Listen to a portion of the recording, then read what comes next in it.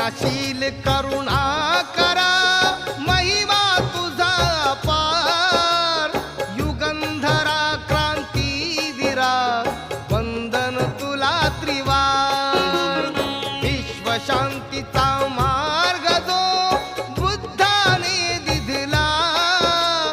त्या बुद्धाचा धम्म जगिया वंदनीय ठरला बुद्धाची ही अमृतवाणी करतो मी गुणगान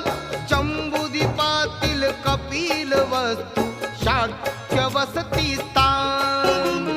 शाक्य कुळातील शुद्धोधन गणनायक तो महान महामाया अन प्रजापती या दोघीही कुलवान